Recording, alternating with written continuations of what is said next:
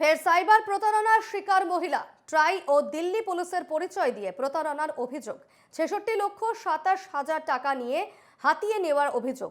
ভয় দেখিয়ে টাকা হাতানোর অভিযোগ। মোবাইলের টাওয়ার লোকেশন ট্র্যাক করে গ্রেফতার। শিয়ালদার এক হোটেল থেকে গ্রেফতার ২ অভিযুক্ত। আর একবার জানিয়ে রাখি, ফের সাইবার প্রতারণার শিকার এক মহিলা। ট্রাই ও দিল্লি পুলিশের পরিচয় দিয়ে প্রতারণার অভিযোগ। ৬৬,২৭,০০০ টাকা হাতিয়ে নেওয়ার অভিযোগ ওই মহিলার কাছ থেকে। আমাদের সঙ্গে এই মুহূর্তে সরাসরি রয়েছেন প্রতিনিধি সুস্মিত মজুমদার। সুস্মিত, আবারও এক সাইবার প্রতারণার শিকার হয়েছেন এক মহিলা, যেমনটা জানা যাচ্ছে। কিভাবে তার কাছ থেকে টাকা নেওয়া হয়, কিভাবে হাতিয়ে নেওয়া হয়? জানা যাচ্ছে তাকে ভয় দেখিয়ে টাকা হাতিয়ে নেওয়া হয়েছে। কি রয়েছে তথ্য বিস্তারিত? দেখো, এই চারু মার্কেট থানা এলাকার যে মহিলা, যিনি অভিযোগকারিনী, তিনি অভিযোগ করছেন প্রথমে তাকে ফোন করা হয়েছিল, তারা ট্রাই থেকে বলছেন, এবং পরে মুম্বাই পুলিশ ইত্যাদি তাকে মুহুর্মুহুর ফোন করা হয়েছে এবং তাকে ভয় দেখানো হয়েছে। কি বিষয়ে ভয় দেখানো হয়েছে?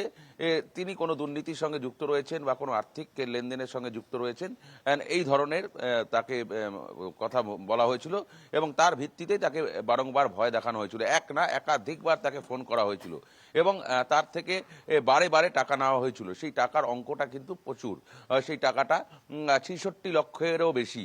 সেই টাকা যখন তিনি দেন এবং পরে যখন তিনি বুঝতে পারেন যে তিনি প্রতারিত হয়েছেন, তিনি কিন্তু তখন পুলিশের কাছে আসেন।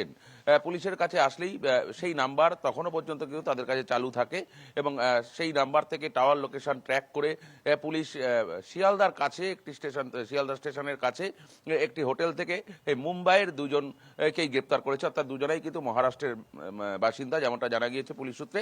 এবং তাদের সব কাছ থেকে যেটা পাওয়া গিয়েছে যে ক্যাশ টাকা কিছু উদ্ধার হয়েছে এবং তাদের যেটা ইয়েস ব্যাংকের একটি কারেন্ট অ্যাকাউন্ট, যে অ্যাকাউন্টে এতগুলো টাকা ট্রান্সফার করা হয়েছিল, কিন্তু সেই টাকার অ্যামাউন্ট সেখান থেকে সাপলিং হয়ে গিয়েছে এবং মূল জায়গায় এর পেছনে অন্য কেউ রয়েছে কিনা, এর পেছনে অন্য কোনো পান্ডা রয়েছে কিনা, সেটাও কিন্তু দেখার বিষয় রয়েছে। তার কারণ হচ্ছে এই ধরনের টেলিফোনে সাইবার ক্রাইম একের পর একাধিকবার হয়েছে। সেই কারণে কিন্তু আরও সক্রিয় হয়েছে পুলিশ, আরও সক্রিয় হয়েছে গোয়েন্দারা।